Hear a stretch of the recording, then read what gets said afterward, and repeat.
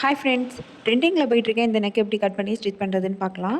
Shoulder 7 inch mark பண்ணிவிட்டு code அகலம் 4.5 இன்ச்சில் மார்க் பண்ணிக்கலாம். எப்போதும் போல் ஃபஸ்ட்டு 3 இன்ச்சு அகலத்துலையும் 5 இன்ச்சு உயரத்துலையும் ஒரு பாக்ஸ் போட்டுக்கலாம். அதில் சென்டர் மார்க் பண்ணிவிட்டு ஃப்ரெஞ்ச் கர்வ் வச்சு இந்த ஷேப்பில் வரைஞ்சிக்கலாம். பக்கத்தில் 1.5 இன்ச்சு மார்க் பண்ணி 4.5 இன்ச்சு உயரத்தில் இந்த ஷேப்பில் நம்ம வரைஞ்சிக்கலாம்.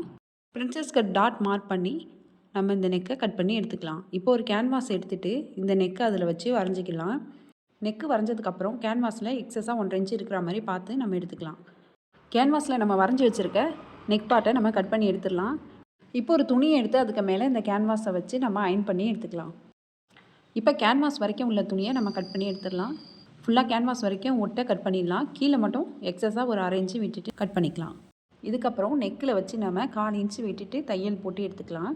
கீழே எக்ஸஸாக 1/2 இன்ச்சு விட்டுருந்தோம்ல, அது இந்த மாதிரி சிசரால் கட் கொடுத்துட்டு கீழே மடித்து விட்டுடலாம். அப்போ தான் பார்க்க ஃபினிஷிங்காக இருக்கும். இப்போ இந்த மாதிரி ரோப் எடுத்துகிட்டு ஷார்ப்பாக வெளிப்பக்கமாக வந்திருக்கலாம், அதில் இந்த ரோப்பை வச்சு நம்ம பின் பண்ணிக்கலாம். இதுக்கப்புறமா நெக்கை ஸ்டிச் பண்ணிக்கலாம். எங்கெல்லாம் கார்னர் வருதோ நீடியில் இறக்கி விட்டு ஸ்டிச் பண்ணிக்கலாம். இப்போ நாட்சஸ் கட் பண்ணிவிட்டு துணியை நல்ல பக்கமாக திருப்பி விட்டு ஓரத்தில் படிமான தையல் போட்டு எடுத்துக்கலாம். இதே மாதிரி இன்னொரு பக்கமும் நம்ம ஸ்டிச் பண்ணிக்கலாம்.